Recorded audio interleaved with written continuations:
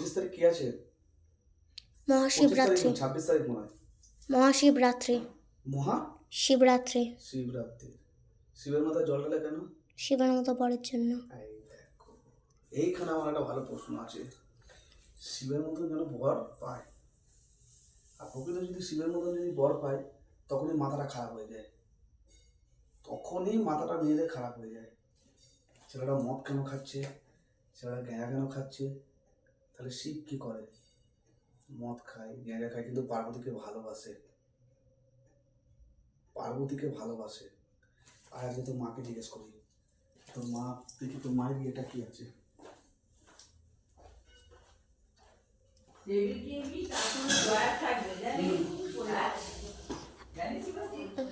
থাকে। কি চাও?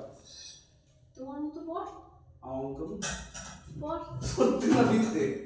অবভিয়াসলি সত্যি। সত্যি, তাই তো? অবভিয়াসলি। তাহলে গ্যাঁজা খাওয়া, মদ খেলে রাগ, তখনই রাগ, তখনই মাথা খারাপ। কি দেবে? ও বাইরে ফেলে কি? না, ওটা এখন আর চলে না আম্মু।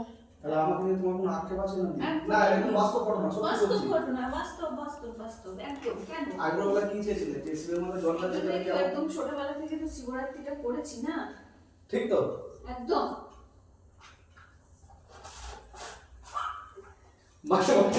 মাঝে মাঝে খাই বলে কোনো আপত্তি নেই তো? না একটা জিনিস সবসময় মাথায়, ফ্যাশন। একটা জিনিস সবসময় মাথায় রাখবে, যেসব ছেলেরা মদ খায় না সেসব ছেলেরা ভালো ছেলে না। এখনকার দিনে মদ খাওয়াটা হচ্ছে ফ্যাশন। খেতেই হবে। এই কথা আমার মেয়েরা খাচ্ছে, কে বোঝে ভাই? ছেলেরা।